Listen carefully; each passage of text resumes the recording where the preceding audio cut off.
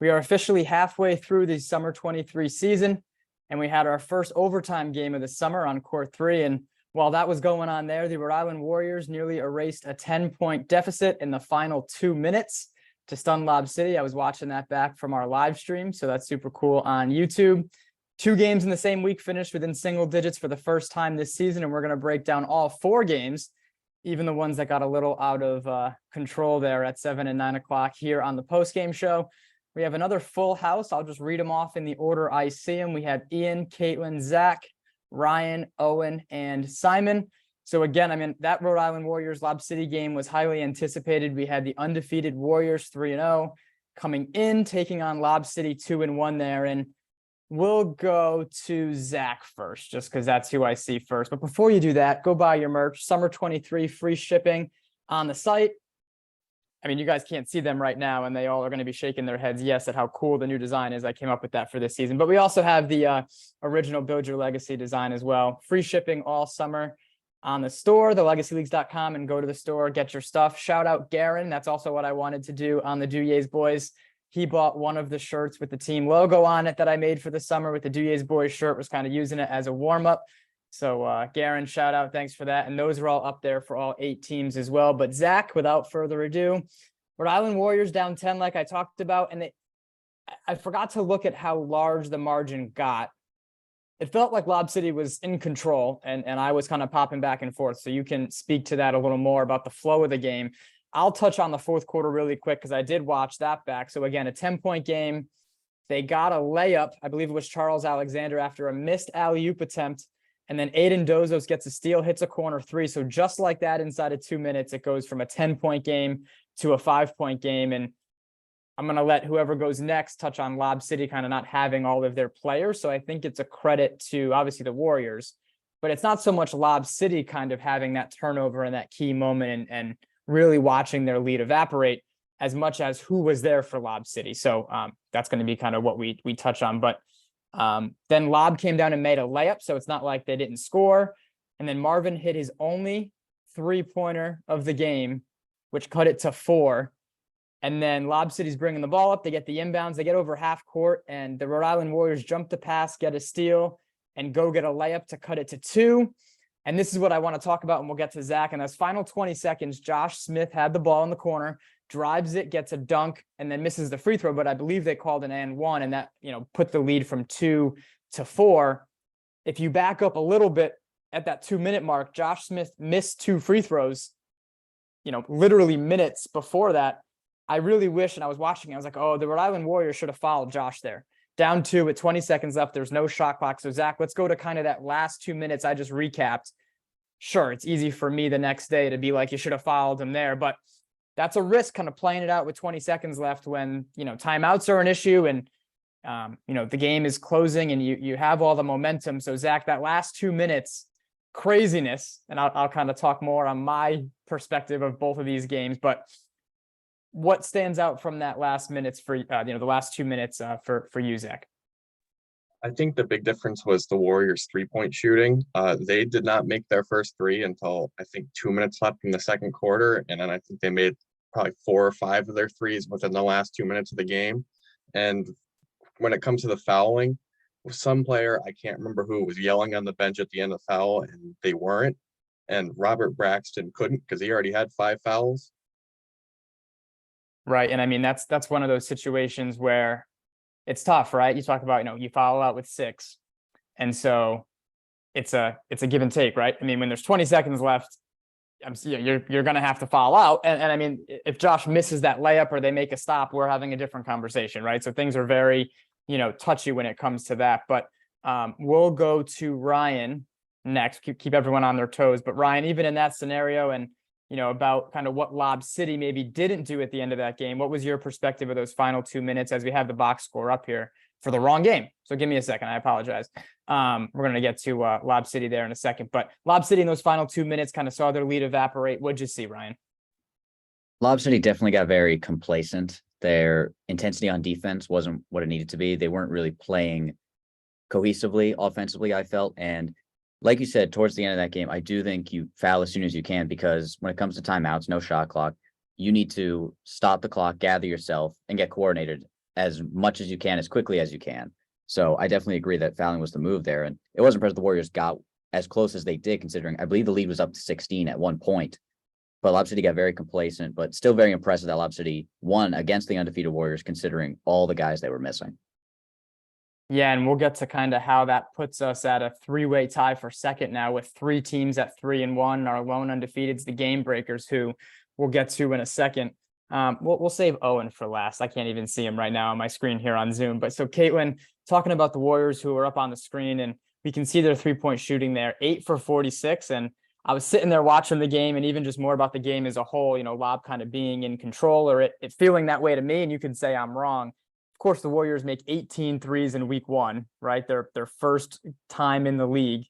And they go 8 for 46 against Lob City when they weren't all bad shots, right? So it's not like, you know, that was expected with the kind of shots they were taking. But Charles Alexander leading the way again, 27 and 14. We talked about Marvin Dodell and Aiden Dozos again, 7 for 17 shooting. So a rough shooting day, but the Warriors right there, despite all of that, right there with Lob City. Caitlin.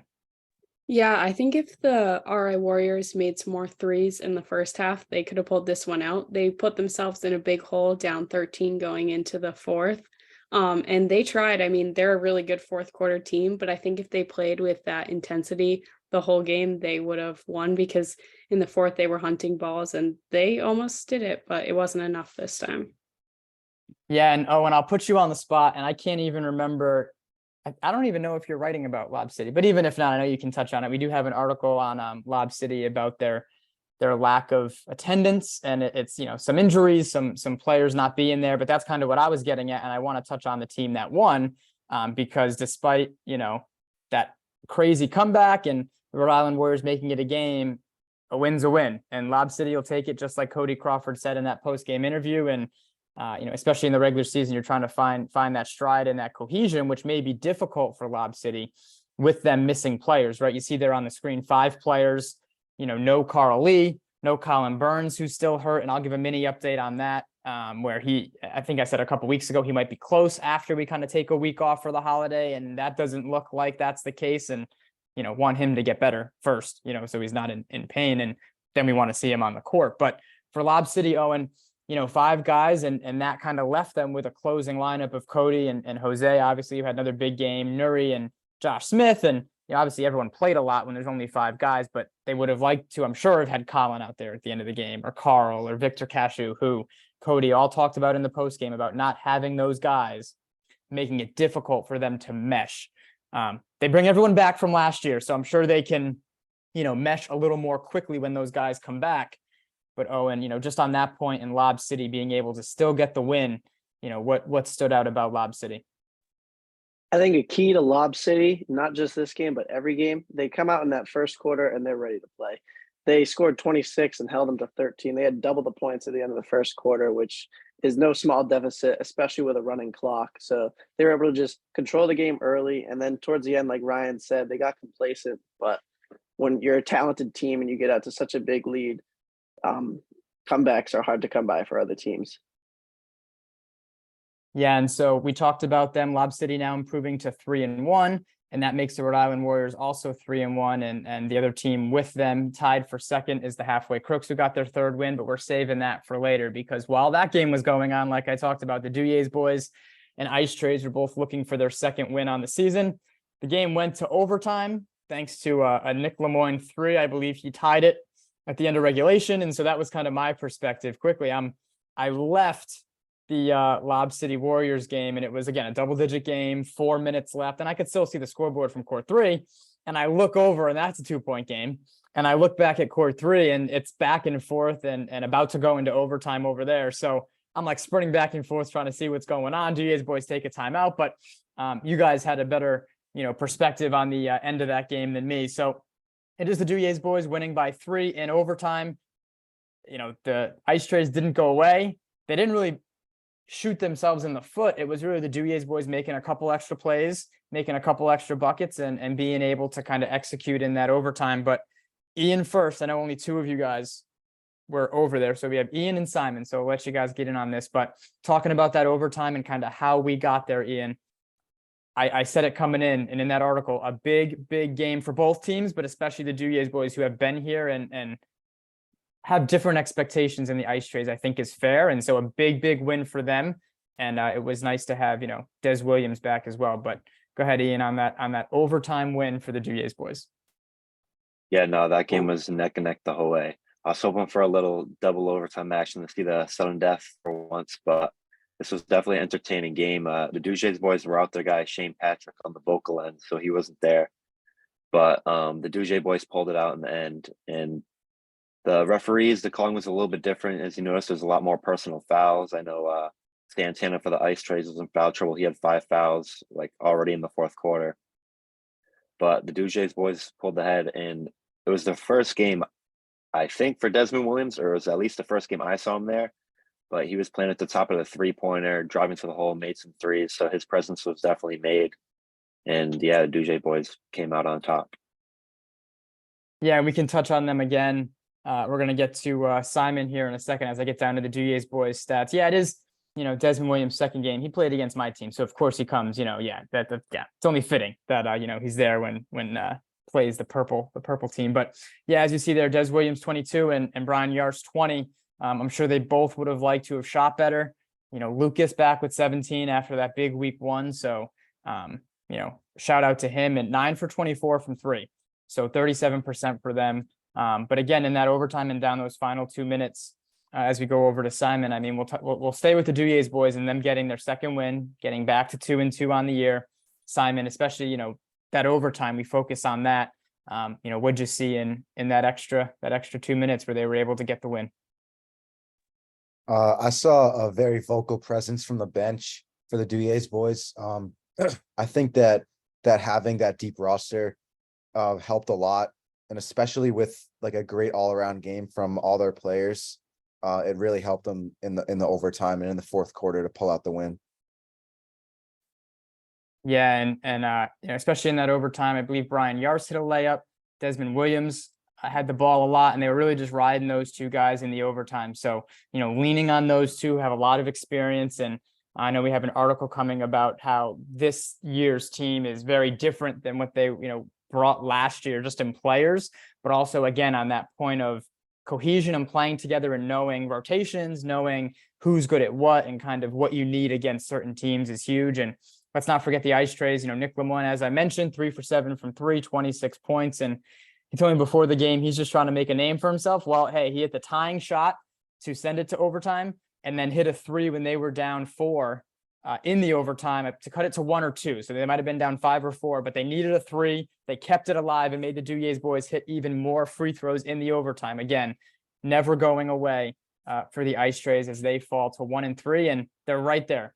They're right there, and I think some of that's cohesion too. They're a new team and still trying to figure it out. So awesome on that game. Let's get over to the game breakers, the first game of the night, and it was a 103-82 win for the game breakers, one of those wider margin games. And so I'll kind of split you guys up, and we'll have 3 of you guys touch on this one and 3 of you guys touch on the 9 o'clock Crooks and Ball Don't Lie. So we'll go with someone who didn't just talk. We'll go to Ryan on this one. So game breakers, I'll put the score up in a second, but Gian Avedijan lead the way, 39 points, 10 made threes. And even just from the highlights to me, and I'll then throw it over to you guys, they were making a lot more shots this week against an Air Mambas team that didn't go away. But again, another one of those games where it felt like the game breakers were in control, Ryan.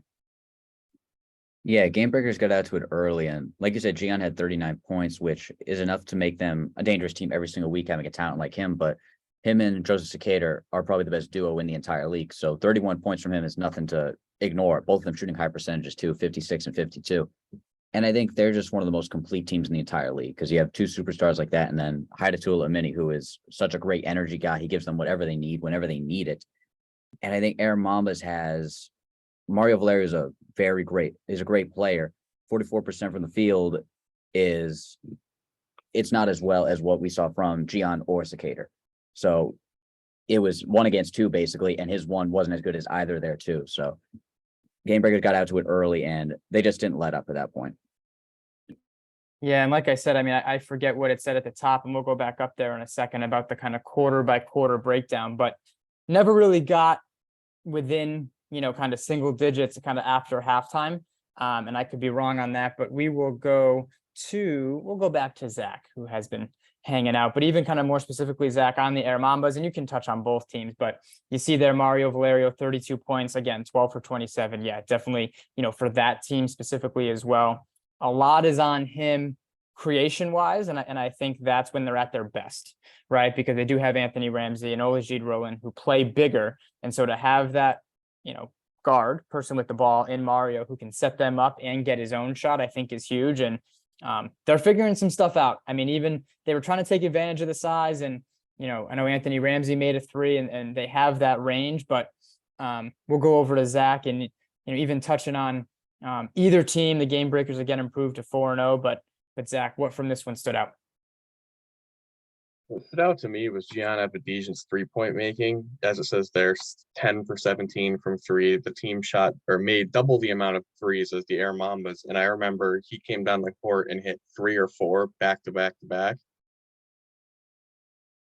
Yeah, and when he's doing that, it gets really, really difficult. And so I'll flash back to last season. He did not 10, but he had 5 or 6 threes against the halfway Crooks. Of course, when they see purple guys, you'll see a theme here. When someone's playing the purple team, they like to, for whatever reason, play really, really well. And he did that last year, and it just makes him so much harder to stop because he can get to the basket. He can set up other people. And so you're like, all right, let's give him the 3 and kind of see if that's how we can play this. And when he's hitting, it gets very, very difficult. They took a lot of threes, and they made 40% of them, not half, but getting close to half of, 48 threes for the game breakers. And as you can see there in the score, kind of built a lead in that first quarter and never really let it go. We're going to go back to Caitlin, and we'll save Owen for the 9 o'clock so he can kind of suck up if he wants to the halfway Crooks who won by 47, which we'll get to in a second. But Caitlin, even just big picture, or we're going to get to also MVP picks later on, and I'm sure we'll talk more about some of the game breakers when we have that conversation. But Caitlin, even like big picture halfway through the year, I don't think it's right to even ask if the game breakers can go undefeated, because I think we know some of the usual suspects that'll give them a game, as we saw against Lob City. But what's their, best way or best style of playing, and how did they do that in this game? Yeah, I think they need to spread the floor and go quick and get open shots. And that's what they were doing in this game, and they were able to hit them. So I think when they're hitting the 3, they're obviously pretty unbeatable. So I think they need to spread the floor and get open looks, and I think they'll have success. Yeah, and I could be wrong, and you guys can kind of shake your head or even jump in. I believe when they played Lob City, they didn't make a ton of threes. I believe that was still kind of Joe Secator trying to feel some stuff out, and it definitely wasn't 19 for 48 against Lob City, or that game might have been different. And I think both teams in that game didn't shoot it so well. So they will get to play again in week 7, as we've talked about, which is going to be fun. The Air Mambas are one of our 2 0-4 teams who will face off very soon, I think, if not after the break, and we'll kind of give you that schedule in a second. The game breakers improved to 4-0. And we'll get to that last game, but it is the podcast coming up this week. They've already given me a little preview.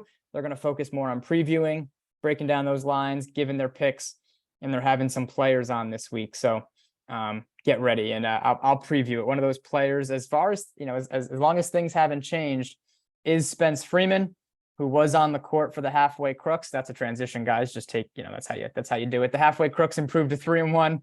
Spence Freeman only 14, but 7 of 14 shooting, and Devin Pina, as we call him, led the way for the Crooks with 15, and Jeff Winchell also had 15. That means we have 3 of you guys to break this one down. Owen is going first on this one.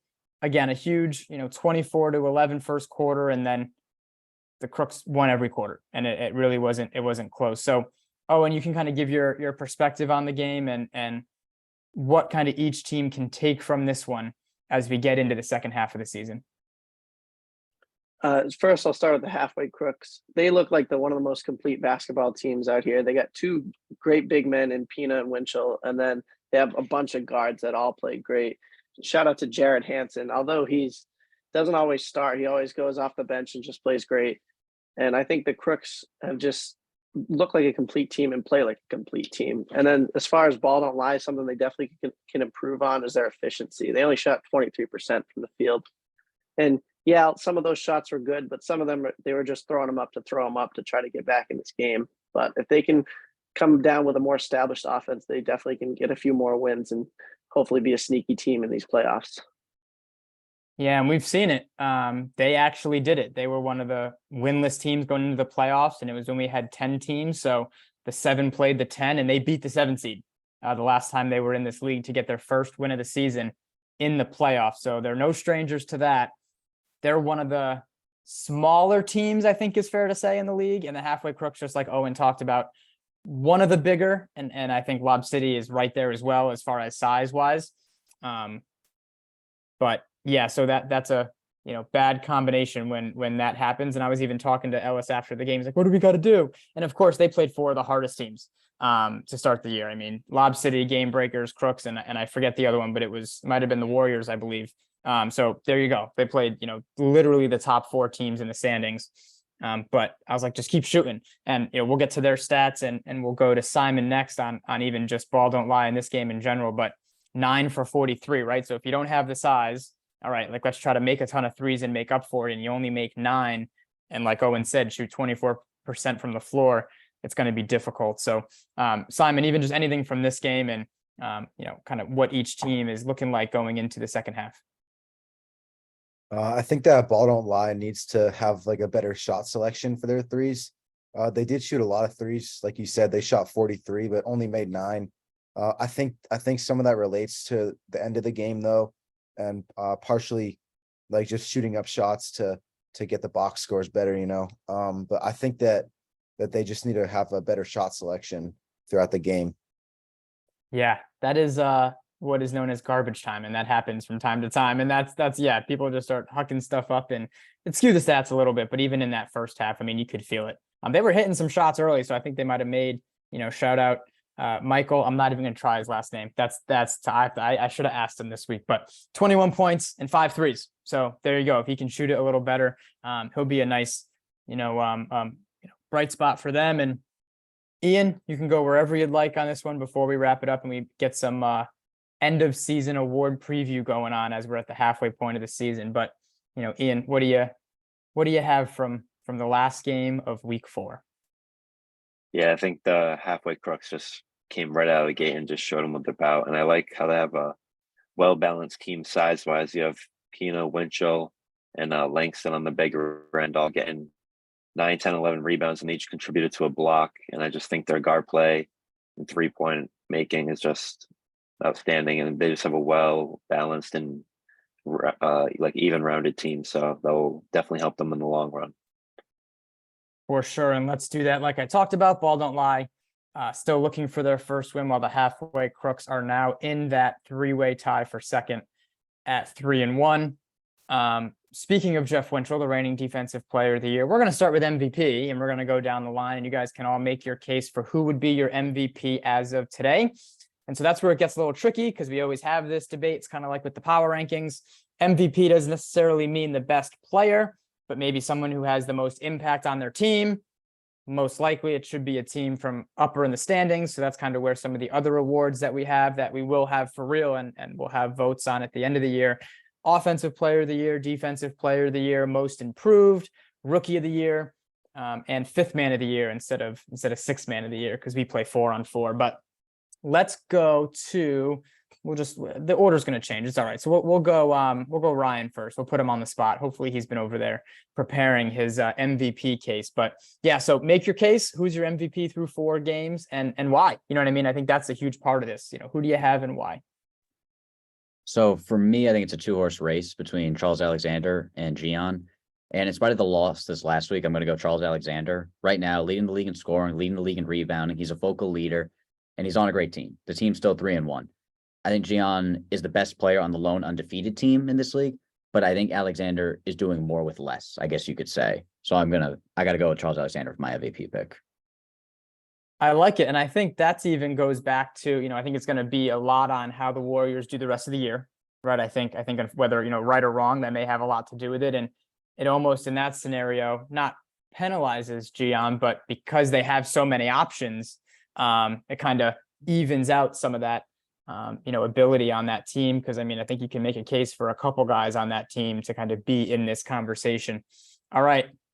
Yeah, everyone switched around on my screen. Crap. All right, this is what we're doing. Zach next, so I don't forget and go out of order. So Zach, who's your MVP? I'm going to go Gian Abidjan as well, just because he's the leading scorer on the best team. But not only that, he's the highest rebounder despite being one of the smallest guys out there, and he's second on the team in assists. All right, boom. So there you go. So forget everything I just said about, having too much talent on a team. Hey, there's no right or wrong answer. It's awesome to kind of see your guys' perspective through 4 games. And Gian was MVP last year, so it's not crazy or anything like that. Caitlin, who do you got? Who's your MVP?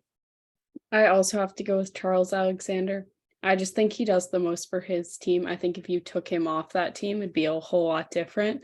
And I just think he makes the biggest impact. Right, and that's kind of what I was getting at with Gian, right? If you take him off that team, maybe not as big of a gap, but it doesn't mean he isn't awesome. Where Charles, like you guys are saying, exactly right, has been there every game, consistently putting up these big numbers and has played a huge part in their wins. Owen, go ahead. Who you got? I got Gian. I think, like everyone said, it's a 2-man race. But although Charles is leading the league in scoring, Gian's right there behind him. And what matters to me a lot in MVP is the record, and an undefeated record. You can't argue with that. All right, so I love it. And again, all I was doing, you guys caught me, I was looking at the schedule. All right, so I'll even put it up on the screen for a second. And we'll get to everybody else's pick. But while we're on this topic, week 5 is when we come back from the break. So let's just play out this Gian Abidjan scenario, right? They get the Duje's boys in week 5. They should win, right? But I mean, that's I'm in. I'll watch that game. That'll be a good time. They then get the halfway Crooks in week 6. So another game where you wouldn't be surprised. He should win that too. Fair. Yeah. See, now Owen's going the other way in the whole, getting the suck up points thing. But no, yeah. So all right. So they should win that one. They got a rematch with Lob City in week 7, right? And so not that one loss is going to derail everyone's argument. And then in week 8, they get the RI Warriors. So if they're not undefeated, I guess, and I'll go back to Owen quickly and then we'll keep going. Does that change? Or let's say they have 2 losses, and I'm not even being, because they're going to lose to the halfway Crooks. But if they somehow have 2 losses after this, right? And let's say Lob City is 7-1, right? Which means Lob City would beat them in week 7. Does that, Owen, change? And who else picked? Was it Caitlin? Did Caitlin also pick Gian? No, Caitlin went Charles. Crap. Well, whoever did it can also. Cool. Zach. So we're going to go back to Zach quickly, but does that change your argument, Owen? I mean, that's the beauty of it. It's a prediction. It could change it. It might not. It all depends on what the games actually turn out to be. Zach, what do you think? Yeah, I don't think so either, just because even when they played Ball Don't Lie, which is another great team, Gian still had a great game. I was muted. Sorry. All right. Awesome. And we'll keep it moving. So I actually want to go back to we can do a similar thing for Charles Alexander in a second, because they also could be in a similar spot where maybe they're, I don't want to do that, 4-2. Like, who knows? You know what I mean? And they can find themselves in an interesting first round matchup if things continue. All right. That means next up is Simon. All right. Simon, who you got? I'm also going with Gian. I'm looking at the stats right now, and he's top 5 in points per game. He's number 2 with that with 28.5, and he's also top 5 in assists at 17, and he's top 5 in rebounds at 35. So I think having those stats makes him a clear choice for me, and his presence on the court, just passing the ball to his teammates, hyping his teammates up, is really showing it for me.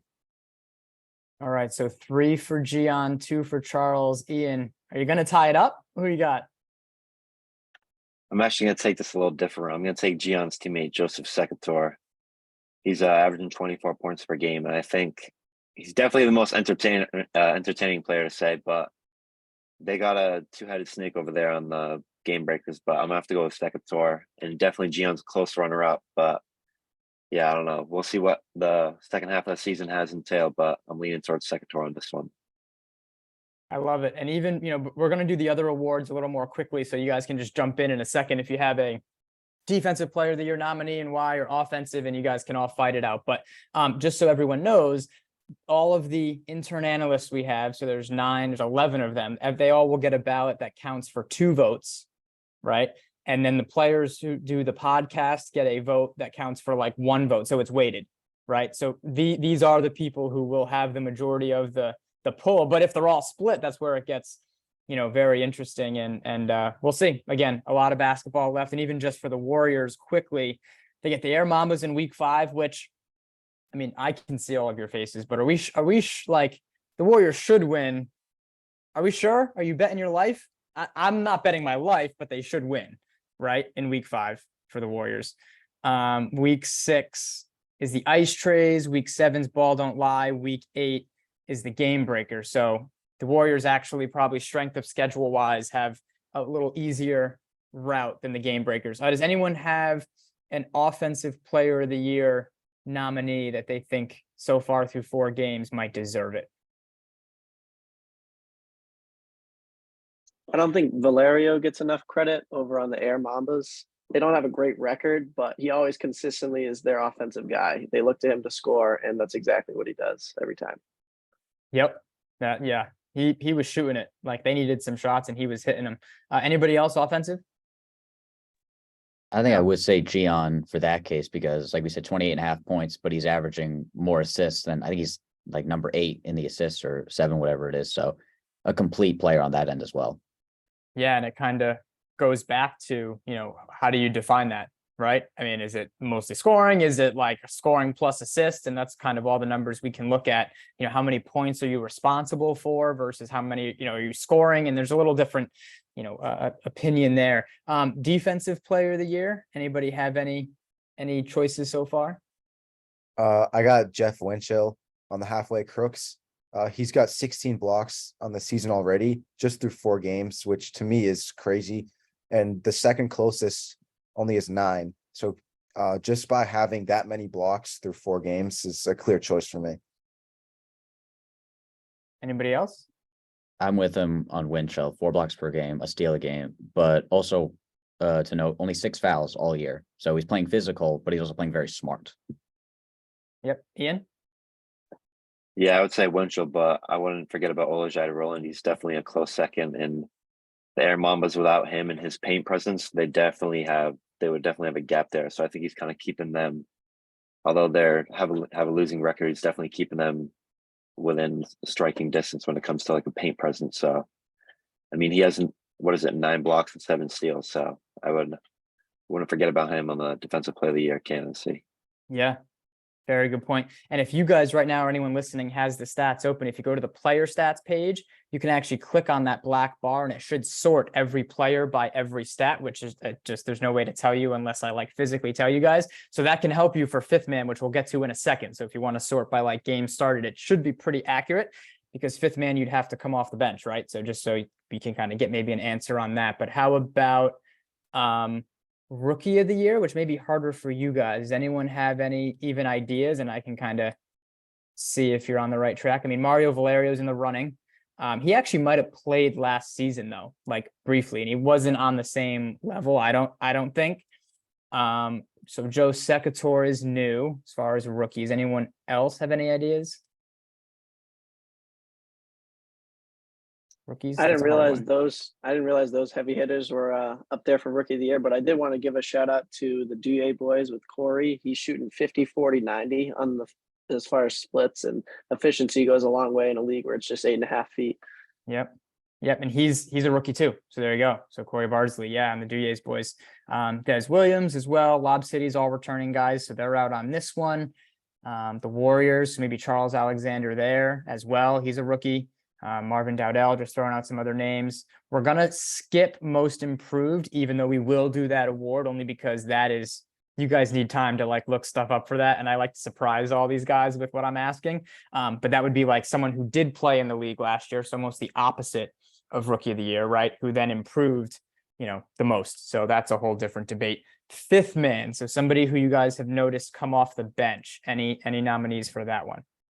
I'm going to go Spence Freeman. He's the leading scorer on the halfway Crooks. He hits some crazy plays. He's got the best energy in the league. I think it's clear cut. I will throw it around. I love that. Two things come to mind. I forgot to tell my brother his nickname, which is hilarious, and I won't bring it up on this show. He escapes another week. And my brother called him Spencer, which is just almost better than his nickname. So now I can't get it out of my head. In the post community, he's like, yeah, Spencer was great, which is just awesome. Because he's Spence book, as he will correct you guys. Anyone else for fifth man off the bench? It gets tough. I know you guys are looking through the stats. I love it. See, like all the game breakers kind of starts here. I might need some more time on that one. Even let me go quickly through some of these. And it's tough when teams only have like 4 or 5 guys, because then everyone kind of starts, that are consistently there. So it kind of screws up I think Spence is a really good option. I mean, Taj Eddington, I feel like, and of course I'm biased, right, with my team, but there's only 8 teams in the league, comes off the bench and always has an impact. And I almost want to, maybe next post game show or next week, if we do a show, kind of have the conversation of like, who's your, did he get off the bus today award? And it's not like a negative way. It's just like, who is the opposite of that, right? Like, oh my, like every time he's there, I know he's there because of this, this, and this. And I think Taj Freeman kind of fits, Taj Freeman. Imagine combining the two of those guys. Taj Eddington, when he's in the game, is pushing the pace, getting to the rim, playing defense. I mean, you notice when he's on the court, but it's okay. Any other fifth man? I mean, that bench stuff is not easy. Not easy. I think that's, I agree with Zach. Spence, yeah. But honorable mention to Brian Yars, come off the bench twice in 3 games, still averaging 18 points a game. Yeah, and that's a good spot to end it. Anything else, anybody? I'll close it out here, but it's not about who starts. And that's what I tell Spence. And it's not that Spence is playing great, and it's 4 weeks in a row now. But it's who like finishes, right? And so Brian Yars, will for the most part be out there at the end of games. Spence will be out there at the end of games. So yeah, it's a interesting award, but guys, good job. I know you guys were all, I put you on the spot, so handled it very well. We are off next week game wise, but you can watch all the games live when we return July 11th on our YouTube page. I think it's just youtube.com/legacy leagues. I think I've been throwing an underscore in there extra, so I'm sure people have been finding it, but we've got really good reviews on the live stream. Next week, we'll do another podcast. You have the Low Post podcast coming back, as well as all of our other content. For the crew, good job, and enjoy the 4th, enjoy the holiday, and we'll see everybody back at the rec center on the 11th.